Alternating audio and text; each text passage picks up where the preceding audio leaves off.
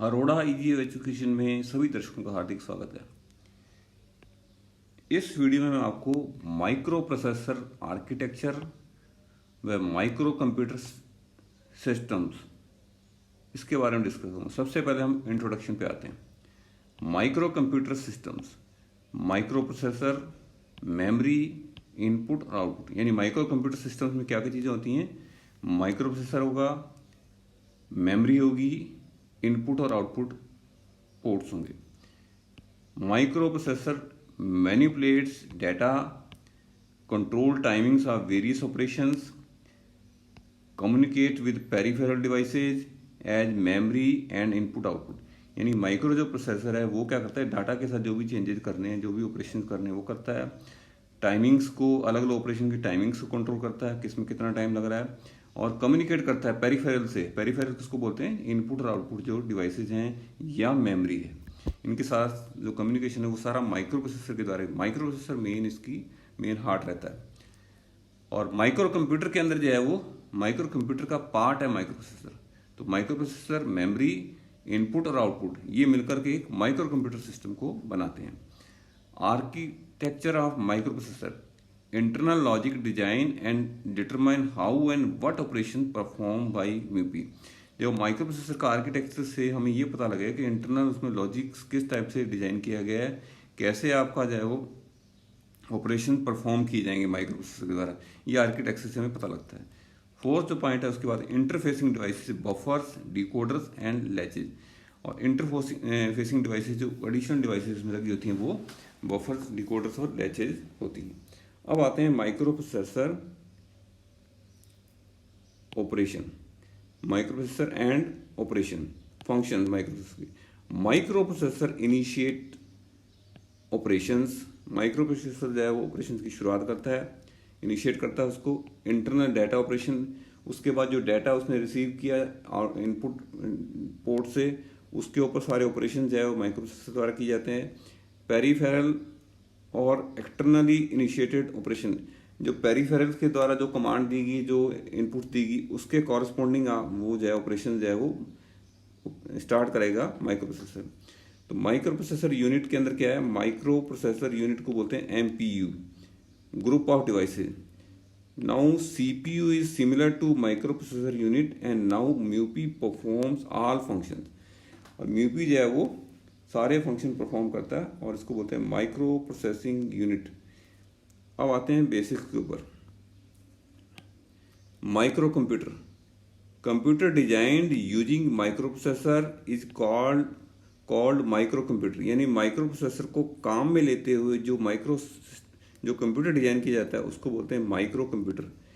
It has 4 components, 4 component इसके। Micro processor हो गया, मेमोरी हो गया, इनपुट और output, and there communication process. जो भी इसका कम्युनिकेशन है, आपस में कनेक्टेड है, वो माइक्रो कंप्यूटर के अंदर आता है। अब आता है मशीन लैंग्वेज क्या है?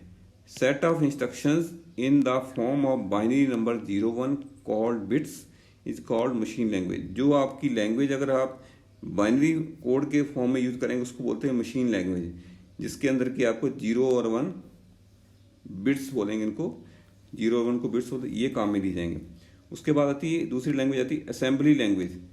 Binary instructions are given abbreviated names called mnemonic make assembly language. इसमें थोड़ा सा नॉर्मल लैंग्वेज से मिलती जुलती लैंग्वेज होती है। ये भी कमांड्स और ऑपरेशंस को लिखने की एक लैंग्वेज है। मशीन लैंग्वेज तो बिल्कुल ही जो है वो हम नॉर्मल आदमी इसको नहीं समझ सकता। असेंबली लैंग्वेज में कुछ हमें आइडिया लग जाता है कि क्या ऑपरेशन होना है, निमोनिक्स की कोड्स की फॉर्म में लिखी रहती है। तो ये इंस्ट्रक्शंस हम एब्रीवेटेड नाम की फॉर्म में लिखते हैं, इसको बोलते हैं असेंबली लैंग्वेज। उसके बाद आते हैं digital computer, multipurpose programmable machine accept binary instruction from memory, binary data as input and process data processing to instructions and provide result as output. तो डिजिटल कंप्यूटर में क्या है कि मल्टीपर्पज प्रोग्राम मशीन जो है बाइनरी इंस्ट्रक्शंस एक्सेप्ट करती, memory से लेती है और फिर इनपुट के कॉरस्पॉन्डिंग उसको डाटा जो है इनपुट से लिया जाता है और उसको प्रोसेस किया जाता है और आउटपुट और उसका रिजल्ट आपको प्रोवाइड कर दिया जाता है। ये डिजिटल कंप्यूटर के अंदर बेसिक काम होता है। अब इसके अंदर थोड़ा डिटेल जाते हैं। Hardware, physical components of computer, जो फिजिकल कंपोनेंट्स है उसको बोलते हैं hardware. Software, set of instructions for computer perform a task is called program and group of program is called software. कोई छोटा सा अगर टास्क के लिए हम कोई कमांड्स लिखते हैं उसको बोलते हैं प्रोग्राम, और बहुत बड़ा प्रोग्राम अगर की बात करें तो बहुत सारे प्रोग्राम मिलकर के सॉफ्टवेयर बनाते हैं। तो सॉफ्टवेयर के द्वारा आपका जो बड़े काम जो है सॉफ्टवेयर के द्वारा परफॉर्म किया जाता है। इसमें छोटे छोटे प्रोग्राम से बड़े प्रोग्राम से मिल करके इसको बनाते हैं। उसके बाद आते हैं बाइनरी। बाइनरी डिजिट 0 और 1 को बाइनरी बोलते हैं, इसको बिट बोलते हैं एक्चुअली। और 0 और 1 जो है similar to low and high, 0 low के लिए और 1 हाई के लिए यूज करते हैं। उसके बाद programmable, it can be instructed to perform task within its capability, यानी इसकी प्रोग्रामिंग अगर कर सकते हैं, ऐसा प्रोग्राम बाहर से हम उसको प्रोग्रामिंग करके अपने हिसाब से अगर चेंज कर लें तो ये कहलाता है प्रोग्रामेबल।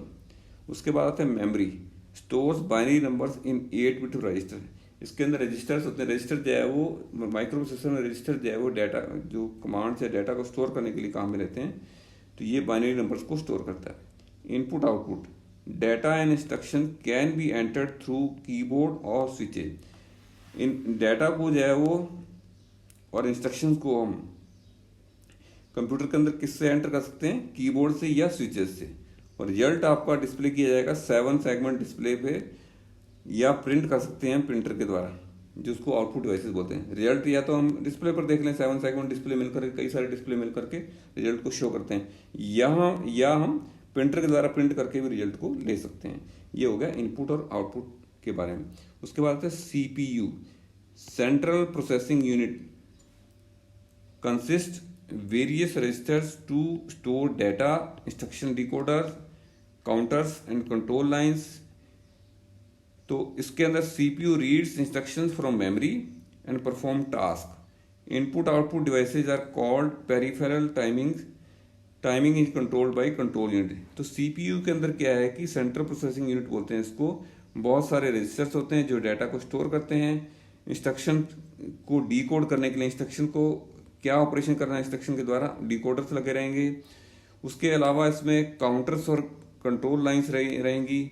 CPU जो है इंस्ट्रक्शन मेमोरी से रीड करता है और टास्क को परफॉर्म करता है। और इनपुट आउटपुट डिवाइसेज जो है वो को बोलते हैं पेरिफेरल्स। और टाइमिंग जो है वो कंट्रोल यूनिट के द्वारा कंट्रोल करते हैं। इसके बाद आते हैं computer technology. Early 4 bit but now 64 bit micro processor are being use. पहले तो क्या है कि 4 बिट वाले माइक्रो प्रोसेसर काम में लेते थे, अब जो है वो 64 बिट वाले भी माइक्रो प्रोसेसर काम में लिए जा रहे हैं। तो जितने ज़्यादा बिट्स होंगे उसके कॉरस्पॉन्डिंग स्पीड और क्लॉक रेट, ये सारी स्पीड को डिसाइड करती हैं। माइक्रो कंप्यूटर का ऑर्गेनाइजेशन, तो सबसे पहले तो हमने दिखाया माइक्रो प्रोसेसर, जिसके अंदर ALU, रजिस्टर्स का एरे और कंट्रोल्स, ये 3 चीज़ें हैं वो माइक्रो प्रोसेसर के अंदर है। उसके अलावा जो है इनपुट डिवाइसेज, आउटपुट डिवाइसेज और रोम और रीड राइट मेमोरी। रोम के अंदर तो एक बार लिख लिया, जो कुछ ऐसी इंस्ट्रक्शन जो परमानेंटली इसमें राइट करके रखनी होती है वो रोम में लिखी जाती है। और जिनको आप बाहर से जो सॉफ्टवेयर या प्रोग्राम की इंस्ट्रक्शन एंटर करेंगे वो रीड राइट मेमोरी के अंदर एंटर होती है। और ये सिस्टम की बस कहलाती है। Whole is micro computer based system and components card subsystem. तो ये इसको बोलते हैं micro computer system. Block diagram of micro computer, ये हमने दिखाया।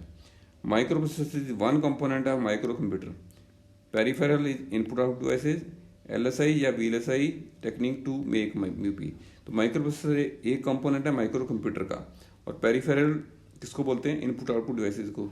और इसको बनाने के लिए हम लार्ज स्केल इंटीग्रेशन या वेरी लार्ज स्केल इंटीग्रेशन की टेक्निक यूज करते हैं। ALU, arithmetic oblique logic unit, perform arithmetic add और subtract and logic operation and और XOR। जो अरिथमेटिक ऑपरेशन या लॉजिकल ऑपरेशन, लॉजिकल में एंड और या XOR, और अरिथमेटिक में एडिशन सब्ट्रैक्शन, ये सारे काम किसके द्वारा किए जाते हैं, ALU के द्वारा किए जाते हैं। Register unit consist various registers for temporary storage of data during execution of program. Program execution के लिए टेम्पररी हमें डाटा को कहीं स्टोर करना है तो वो किसके द्वारा स्टोर किया जाएगा, रजिस्टर के द्वारा। तो बहुत सारे रजिस्टर्स लगे होते हैं जो इस डाटा को स्टोर करके रखते हैं, जो प्रोग्राम एग्जीक्यूशन के लिए ज़रूरी है। उसके बाद control unit provide necessary timing and control signal to all operation in micro computer. तो माइक्रो कंप्यूटर के अंदर जितने भी टाइमिंग और कंट्रोल सिग्नल हैं, टाइमिंग डिसाइड करने वाले और कंट्रोल सिग्नल जो है किसके द्वारा हैंडल किए जाएंगे, कंट्रोल यूनिट के द्वारा। Control flow of data between microprocessor and peripherals, जो पेरिफेरल्स और माइक्रो प्रोसेसर के बीच डाटा का जो फ्लो होगा उसको कौन कंट्रोल करेगा, कंट्रोल यूनिट करेगा। इसमें मेमोरी भी इंक्लूड होती है। एग्जाम्पल के लिए हम माइक्रो प्रोसेसर का एग्जाम्पल की बात करें तो 8080A, 8085, Zilog 80, Motorola 6800, MOS 6500, IBM PC designed based on Intel 8088। तो अलग अलग माइक्रो प्रोसेसर आए, टाइम के अकॉर्डिंग ये रिवाइज होते चले गए, उसको यूज करके हम कोई भी कंप्यूटर बनाते हैं। Input transfer data and instruction from outside to micro. Input क्या है कि बाहर से जो इंस्ट्रक्शन को अंदर एंटर करने के लिए काम में लिया जाएगा। जैसे एग्जांपल के इनपुट क्या हो जाएगा, कीबोर्ड्स या टेलीटाइप या A to D कन्वर्टर्स, ये इनपुट देने के मेथड्स हैं इन लैब्स। हेक्साडेसिमल कीबोर्ड और ASCII कीबोर्ड यूज करते हैं। हेक्साडेसिमल में कीबोर्ड यूज कर सकते हैं, या माइक्रो प्रोसेसर किट्स में देखा होगा आपने, ये कीबोर्ड हम यूज करते हैं। इसके अंदर आपके 0 to 9 और A to F plus function की, ये इनपुट कीबोर्ड के अंदर लगे रहेंगे। Similar to typewriter in all PC।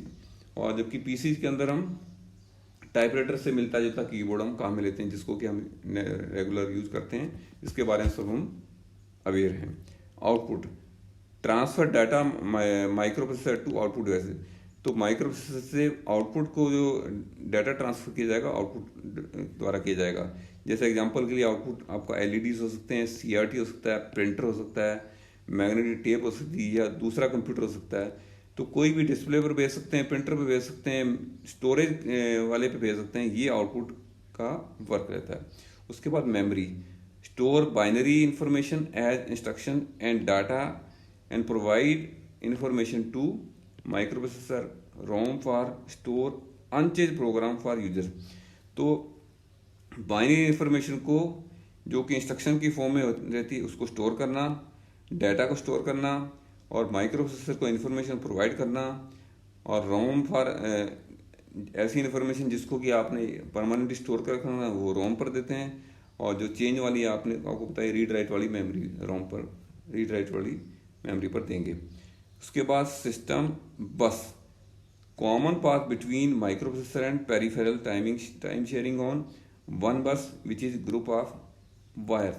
तो हम क्या करते हैं कि एक बस बना देते हैं जिससे कि अलग अलग जो कॉमन रहती है, माइक्रो प्रोसेसर लगा रहेगा उससे और पेरिफेरल डिवाइसेस लगेंगी।